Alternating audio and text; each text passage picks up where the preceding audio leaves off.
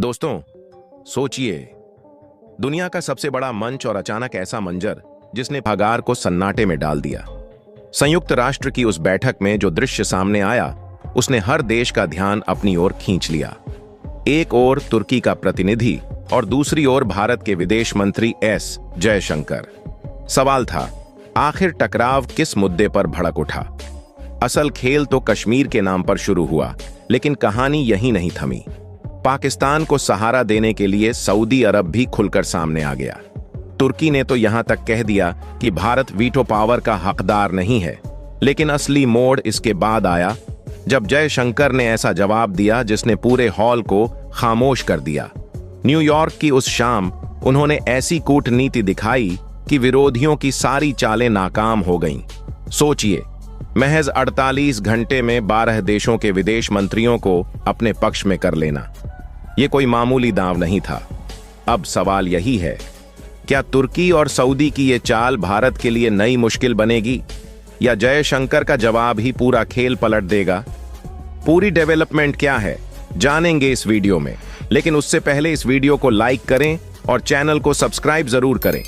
दोस्तों, अगर संयुक्त राष्ट्र सुरक्षा परिषद के सबसे बड़े मंच पर भारत का नाम गूंजे और पूरी दुनिया के अहम फैसलों पर भारत की मुहर लगे, तो कैसा होगा वो पल? यही सपना अब पहले से कहीं ज्यादा करीब दिख रहा है। लेकिन हर बड़ी कहानी में एक ऐसा मोड़ जरूर आता है जो सबको चौंका दे, और यहां भी वही हुआ। लंबे समय से यह चर्चा थी कि भारत को यूएनएससी में स्थायी सीट क्यों नहीं मिल रही।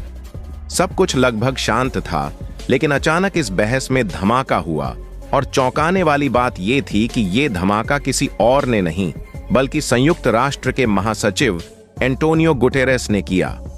उन्होंने साफ कहा, अब 1945 का पुराना होना चाहिए, जिसमें नए सदस्य और नए नियम होंगे।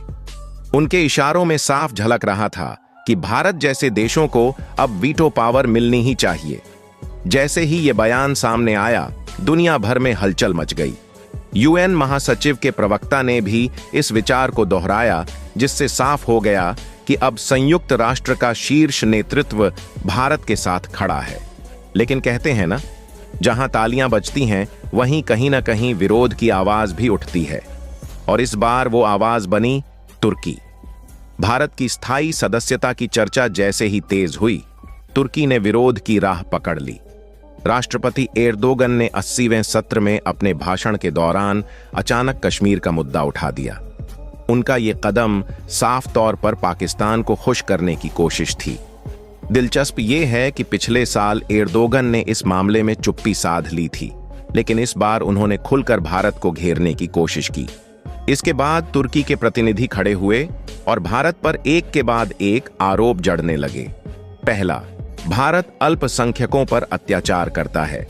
दूसरा, भारत अपने पड़ोसियों से रिश्ते सुधारने में नाकाम रहा है। और तीसरा, भारत अमेरिका और यूरोप के बनाए नियमों का पालन नहीं करता, जिससे वैश्विक तनाव और बढ़ता है। अगर कोई मुल्क दुनिया के सबसे बड़े मंच पर भारत की राह रोकने के लिए चाल चले और उसी मंच पर उसे करारा जवाब मिल जाए, तो नजारा कैसा होगा? यही नजारा देखने को मिला जब तुर्की ने भारत को नीचा दिखाने की कोशिश की। लेकिन शायद वह भूल गए थे कि अब का भारत पहले जैसा कमजोर भारत नहीं है। विदेश मंत्री एस जयशंकर जैसे ही बोलने खड़े हुए, पूरा हॉल खामोश हो गया। उनकी पहली ही बात ने तुर्की को हिलाकर रख दिया। जो देश आतंकवादियों को पनाह देता है, उसे इंसानियत का सबक सिखाने का कोई हक नहीं। लेकिन असली झटका तब लगा जब जयशंकर ने तुर्की की उसी नब्ज पर हाथ रखा जिससे वो हमेशा बचता आया है, महिलाओं की सुरक्षा और अधिकारों का मुद्दा। संदेश साफ था, पहले अपना घर सुधारो, फिर दूसरों को ज्ञान दो। इसके बाद जयशंकर ने इतिहास का आईना तुर्की के सामने रख दिया।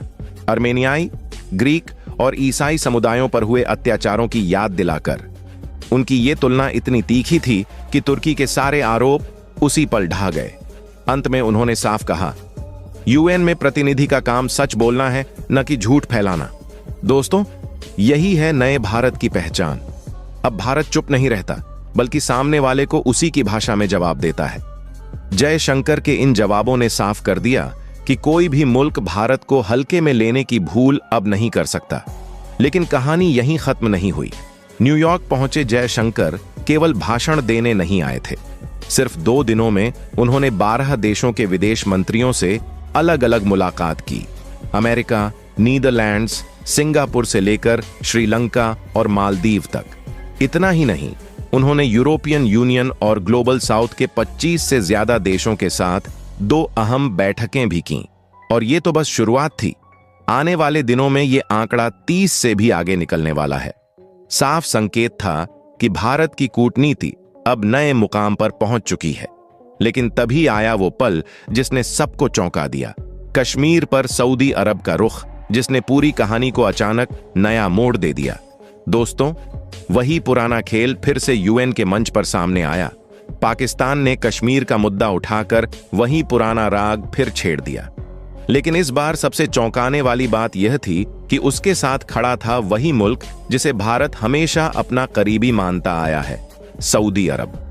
पाकिस्तान ने ओआईसी के सब group contact group on Jammu and Kashmir की बैठक बुलाई, जिसमें तुर्की, अजरबैजान, नाइजर और सऊदी अरब भी शामिल थे। 5 देशों ने मिलकर कश्मीर के नाम पर भारत को घेरने की कोशिश की। तुर्की और अजरबैजान का पाकिस्तान प्रेम कोई नई बात नहीं है, लेकिन सऊदी अरब का इस बैठक में साथ देना भारत के लिए बड़ा झटका साबित हुआ। सोचिए, 2023 में जब भारत ने G20 शिखर सम्मेलन आयोजित किया था, तुर्की के राष्ट्रपति एर्दोगन ने खुले मंच से कहा था, अगर भारत को यूएनएससी की स्थायी सीट मिले तो हमें गर्व होगा। उन्होंने यह भी कहा, दुनिया सिर्फ 5 देशों से कहीं बड़ी है, लेकिन अब तस्वीर बिल्कुल बदल गई है। आज तुर्की के यूएन प्रतिनिधि का रवैया देखकर साफ है, सामने से मीठे बोल, पीछे से पूरा विरोध। असल में तुर्की शुरू से ही यूनाइटिंग फॉर कंसेंसस ग्रुप का हिस्सा रहा है, जो भारत की यूएनएससी सदस्यता रोकने में लगा है। यानी एर्दोगन का वह बयान सिर्फ कूटनीतिक मिठास था, असली रणनीति अब भी भारत के खिलाफ ही है। अब नजरें टिकी हैं दुनिया के 2 सबसे बड़े लोकतंत्रों, भारत और अमेरिका पर। इस समय commerce minister Piyush Goyal America में हैं और वहां ट्रेड डील पर अहम बातचीत हो रही है। खबरें हैं कि इन चर्चाओं ने व्हाइट हाउस तक हलचल मचा दी है।